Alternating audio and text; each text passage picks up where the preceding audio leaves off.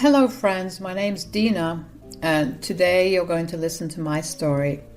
I had the same mother-in-law problem that a lot of people here seem to have. Honestly, I was surprised to so many entitled mother-in-laws roaming around. It is pretty scary. My mother-in-law, Vivian, is also an entitled and delusional woman. I realized that as soon as I married my husband, Carter. Vivian wasn't dependent on us, but did have a tendency to assume ownership of everything around her. She even calls our stuff hers if she lays her hand on it. This behavior stemmed from the fact that she was a super greedy woman and liked to have a luxurious life. Unfortunately for her, she never had the money for it. For the most part, Vivian and I managed to avoid conflicts, mostly because I kept my mouth shut. But once a big incident escalated and changed the way I dealt with her. You see, at that time I had recently gotten a vintage car in my possession. It was my grandfather's car that was left to me in his will after he passed away back then. That car was super important to me and I was glad to have it with me. But to my mother-in-law, it was just another thing that needed to be sold and the money shared with her. Carter and I had avoided telling her about the car because we knew she would say something ridiculous like, "Sell the car and give me money." And Vivian didn't disappoint at all. Vivian was staying with us for a couple of days because her house was under emergency renovation. Totally her fault, but that story is for some other day. So Vivian moves into our home and immediately refers to it as hers. It was annoying, but I ignored her like I always do.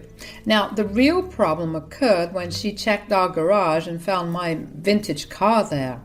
She was immediately back in the house and said, "Why is there a vintage car in your garage?" "Oh, that's my car actually. I recently got it from my grandfather who just passed away. So you can say it was my inheritance. That is a freaking expensive car. I Googled it and it says that the price is around $100,000. That is a lot of money. I hope you're not thinking about keeping it." "Of course I'm keeping it. It was my late grandfather's car and has a lot of sentimental value attached to it. There is no way I'm selling." "You are absolutely insane. Listen to me, Dina. Think about what I said. You can sell the car and do so much with the money. You're being selfish by keeping the car and not selling it. We, as your family, deserve to enjoy your inheritance as well." Vivian's words were downright delusional. First of all, what I did with my private property wasn't her business. Secondly, I wasn't obligated to share my assets with her. What the hell was wrong with her? I really didn't know how to report to her, so I left her be and hoped that she wouldn't bring up this topic again. Well, I was wrong. She was super persistent and kept bringing it up. That night, when we were quietly enjoying our dinner, Vivian brought up the topic of selling my car again. She suddenly said, "So, have you thought about what I said? Did you make the decision to sell your car?" "For the last freaking time, Vivian, I'm not selling my car. That is just not possible." "This is completely unacceptable, Dina. You cannot simply have a car that costs so much. You are not a millionaire. Your Honda is good enough for you. You need to think about your family and sell the car and split the money. That way, everyone will get to enjoy it." "You cannot dictate what I do with my car, Vivian. That is totally up to me. I don't mind having the car sit in my garage. It is a sentimental car and I always wanted to inherit it. I am not selling it to anyone." "Carter, you need to tell your wife that she should sell the car. She can't just have an expensive car sitting around when we can have the money." Vivian had expected Carter to take her side. I can see why she would think that. Carter had a hard time saying no to her or setting proper boundaries, but he had been learning and getting better. So imagine Vivian's shock when Carter said, "Mom, it is her car, so she will decide what to do with it." You already heard her. The car has a lot of sentimental value. If she doesn't want to sell it, we are no one to force her. "But Carter, it's just so much money." Even if it is a lot of money, that money is all hers. We don't get to decide what she wants to do with it. Let her be, Mom. You are being too invasive. You shouldn't comment on things that we privately own. Vivian looked pretty deflated by her son's words. Like I said, she has expected him to listen to her and take her side. When he didn't do that, she knew that all hope was gone. She didn't stop trying, though.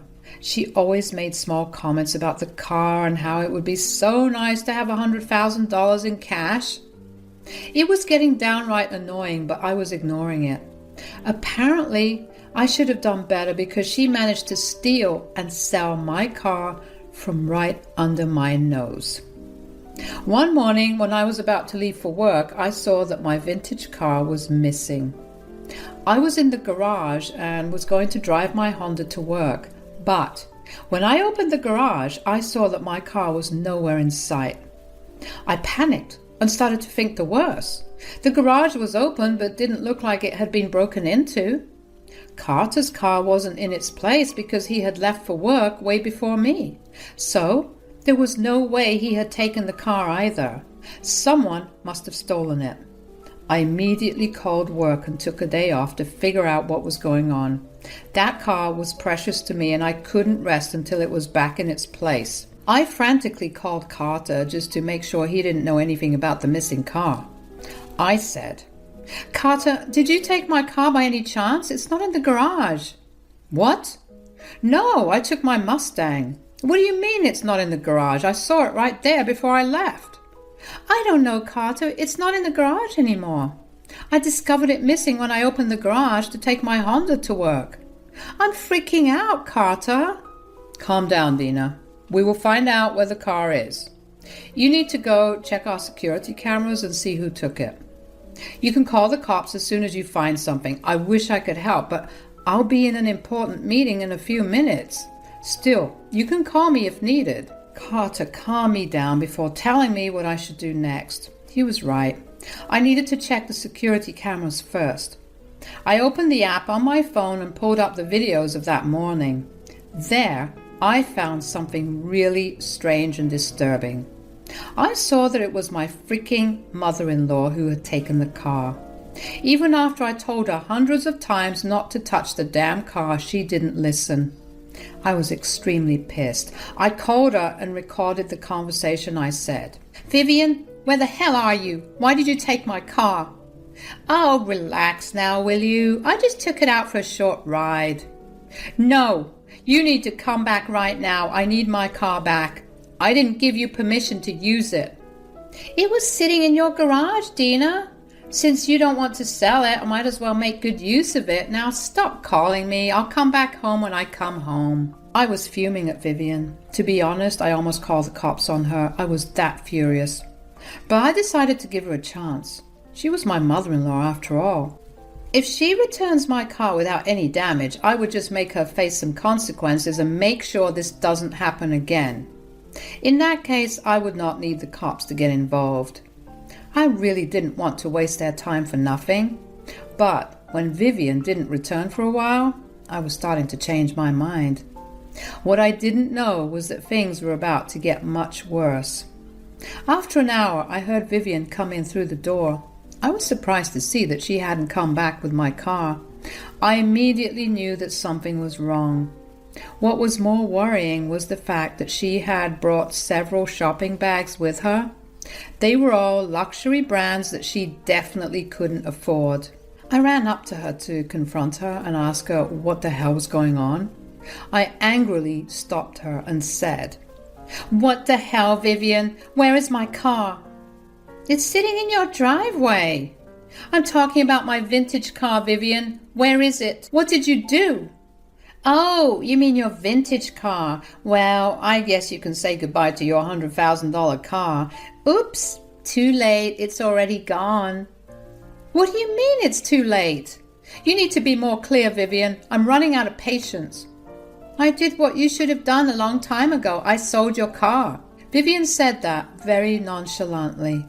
She literally had no remorse. In fact, she looked very pleased with herself when she said that. My anxiety had now converted into just pure rage. I couldn't believe what Vivian was saying. She just said that she sold my freaking vintage car.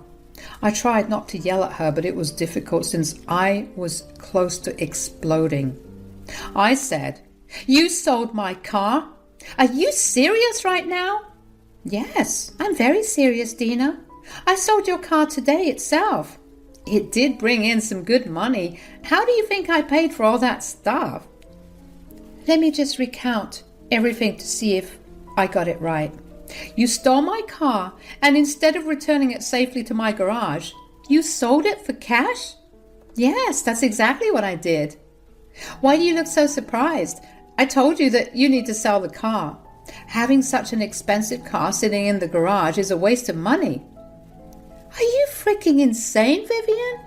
Who gave you the right to steal my property and sell it for your own benefit? Whoa, you're getting ahead of yourself, Dina. I do plan on using the money for family stuff too. I've just booked plane tickets to Alaska. We will have a nice time at a ski resort that I always wanted to go to. See, I'm not the only one who will be enjoying the money. If you behave, I might give you some of the money so that you can buy something for yourself too. Vivian was just making my blood boil. I was so freaking close to losing it. Some part of my brain refused to believe what Vivian was saying. It was difficult to comprehend someone being so damn entitled that they would sell something that isn't theirs. But with my mother-in-law, everything was possible.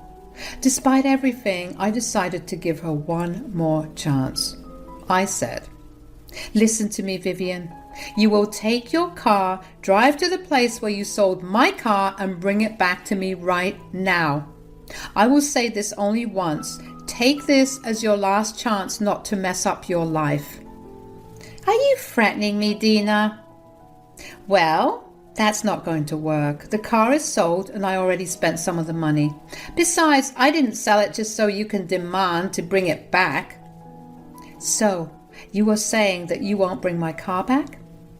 I gave you a chance to reserve your stupidity and you won't take it? Is that right? God, you're slow, Dina. There's no way I am bringing your car back. Like I said, it's long gone now. You can go drive your Honda for all I care. All right then. Don't say that I didn't give you a chance. Vivian didn't even bother to hear the last part. She simply took her shopping bags and went to her room. My mind was spinning at the freaking audacity of this insane woman, but I knew that yelling at her wouldn't work. I needed to act fast if I wanted to get my car back, so I did what any sane person would do. I called the cops and told them what happened.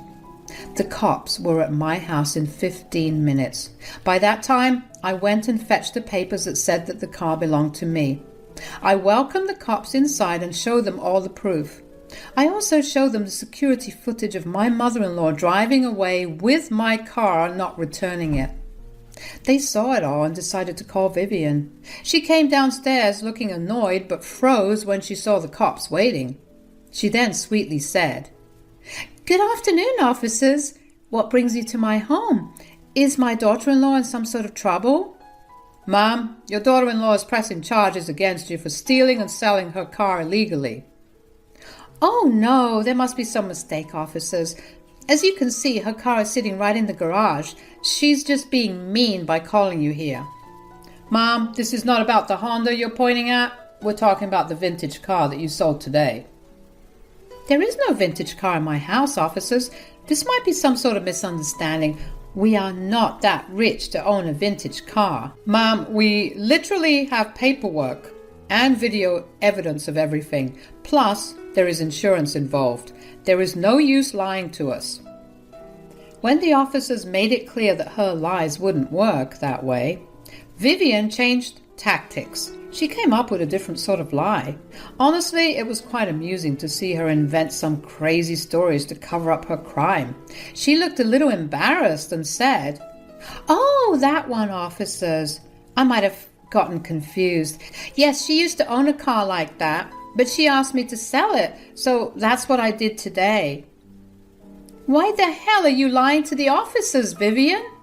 I never gave you permission to even drive the car, let alone steal it.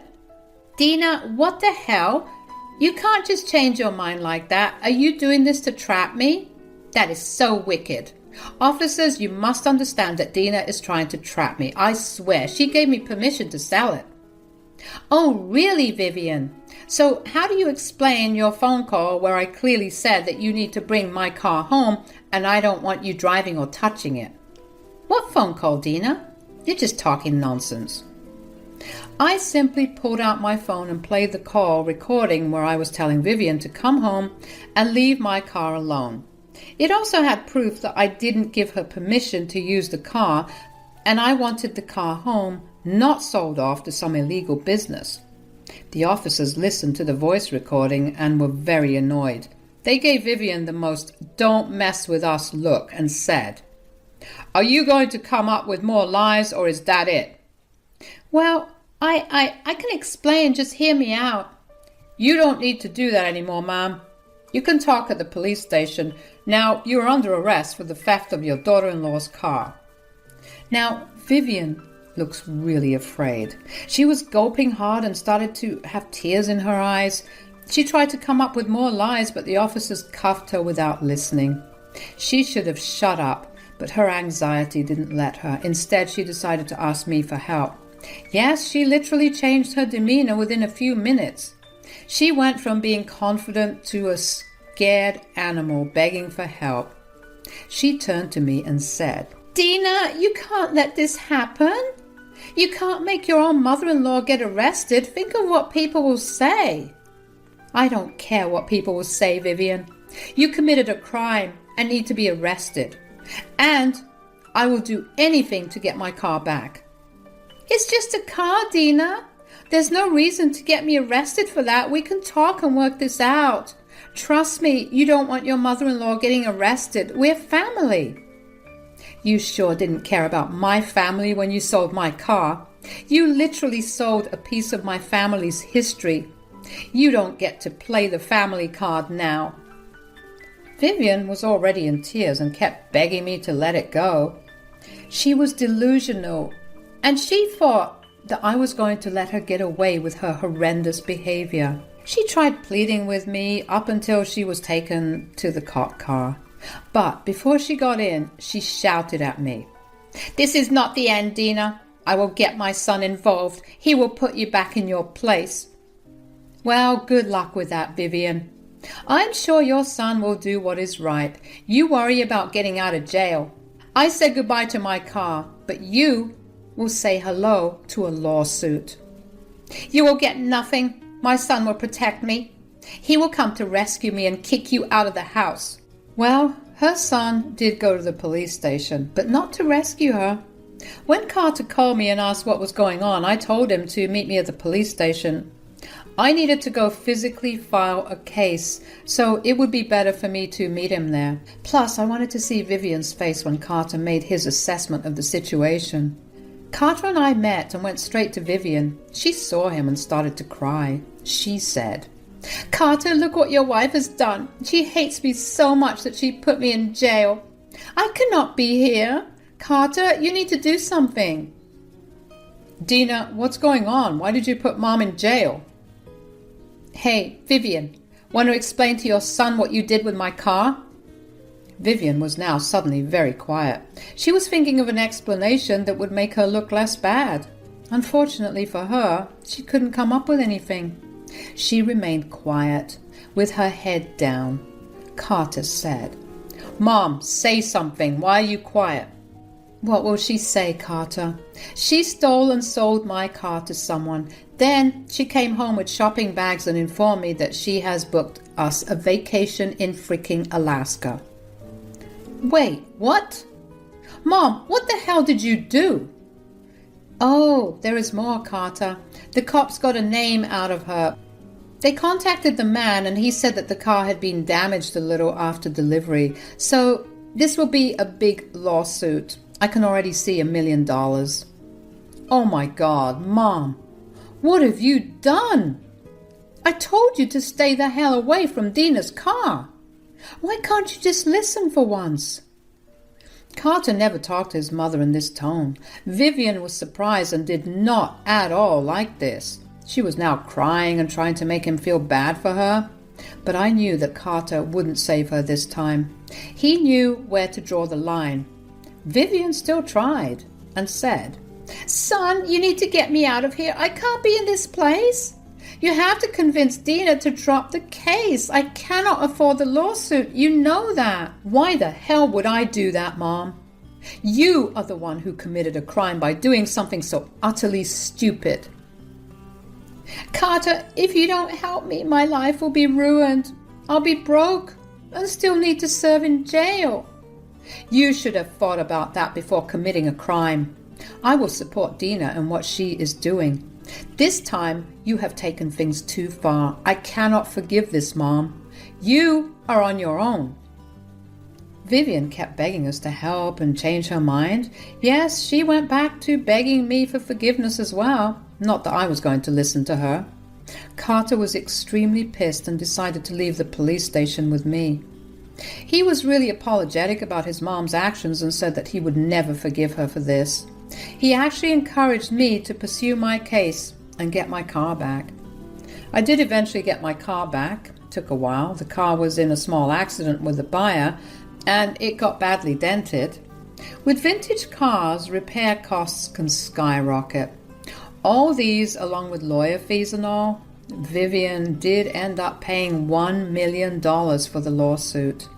She was forced to sell her own childhood home and take on debts as well.